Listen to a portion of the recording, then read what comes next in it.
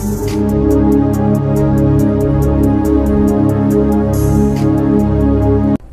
ప్రభువును మన రక్షకుడు అయిన యేసుక్రీస్తు నామమున అందరికీ వందనాలు. దేవునికి స్తోత్రాలు. మన బ్రతుకులను కట్టే దేవుడు, ఆ కట్టిన బ్రతుకులను మహిమతో నింపే గొప్ప దేవుడు మనకు అనుగ్రహించిన ఈ నూతన దినమును బట్టి మనల్ని సజీవ లెక్కలో లెక్కించినందుకై సమస్త మహిమ ఘనత ప్రభావములు యేసయ్యకే చెందునుగాక.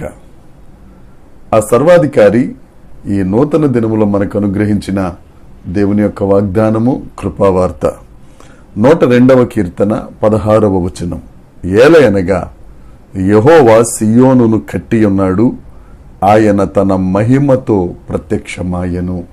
దేవునికి స్తోత్రం కలుగునుగాక, దేవునికి మహిమ కలుగునుగాక.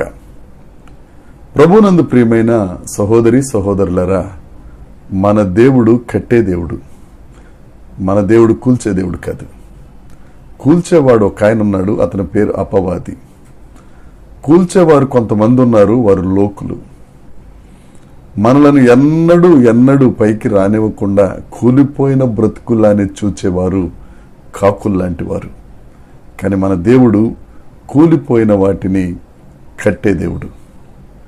చాలా మంది ఈ లోకంలో పాడైపోయిన వాటిని బాగు చేస్తామని, పాడైపోయిన వాహనాలను బాగు చేస్తామని, పాడైపోయిన వాటన్నిటిని, అది ఏదైనా కానీ బాగు చేసేవారు చాలా మంది ఉన్నారు. కానీ పాడైపోయిన బ్రతుకులను బాగు చేసేవారు ఎవరు లేరు. వారు నాయకులు కానీ, అధికారులు కానీ, చక్రవర్తులు కానీ, రాజులు కానీ, సైంటిస్టులు కానీ, ఎవరైనా కానీ పాడైపోయిన బ్రతుకుని బాగు చేసేవారు ఎవరు లేరు. పాడైపోయిన బ్రతుకును బాగు చేసేది యేసుక్రీస్తు ప్రభువు ఒక్కరే. దేవునికి స్తోత్రం కలుగునుగాక. దేవుని సేవకునిగా నీతోనే దేవుని వాగ్దానాన్ని ఉచ్చరిస్తున్నాను.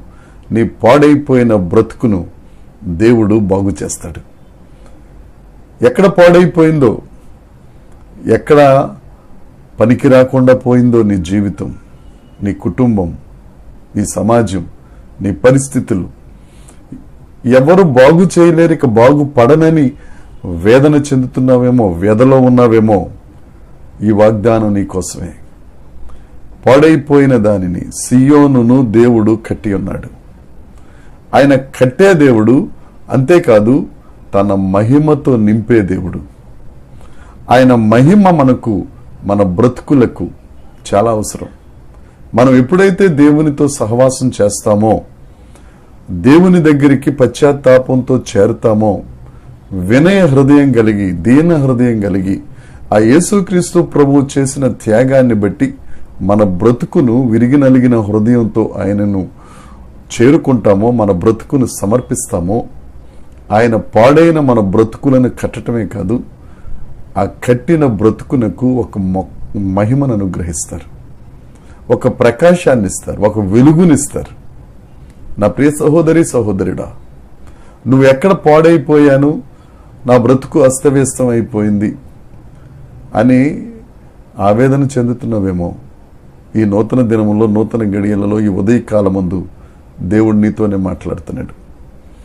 ఆయన సియోనును కట్టే దేవుడు, దానిని మహిమతో నింపే దేవుడు, ఆ మధ్యలో నివసించే గొప్ప దేవుడు యేసుక్రీస్తు ప్రభు. ఆ యేసయ్య దగ్గరికి రా, వినయంతో యేసుక్రీస్తు ప్రభు పాదాల ఎదుట సాష్టాంగపడు. నీ బ్రతుకే బంగారం అయిపోద్ది. దేవుడు వాగ్దానం చేస్తున్నాడు, ఆయన మాట తప్పని దేవుడు. యేసుక్రీస్తు నామమున ఈ వాగ్దానం ప్రతి ఒక్కరి జీవితములలో నెరవేరునుగాక. దేవుడి మాటలు దీవించి మనందరి బ్రతుకులలో ఫలభరితము చేయునుగాక. ప్రార్థన చేసుకుందాం. పరలోకమందున్న మా తండ్రి పరిశుద్ధుడా, బ్రతుకుల్ని కట్టే దేవుడా, పాడైపోయిన బ్రతుకుల్ని బాగు చేసే దేవుడా, నీకు స్తోత్రం. దేవ, నేను ఎంతమంది అయితే తండ్రి బ్రతుకులు పాడైపోయాయని, బ్రతుకులు ఇబ్బందిలో ఉన్నాయని బాధపడుతున్నారు, నీ చెంతకు రాగా వారి బ్రతుకులను నీవు కట్టి మీ మహిమతో నింపుతున్నందుకై మీకు స్తోత్రాలు చెల్లిస్తున్నాం.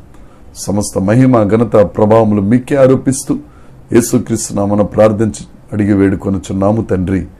ఆమేన్. దేవుని కృప మనందరికీ తోడై ఉండునుగాక. ఆమేన్, ఆమేన్, ఆమేన్.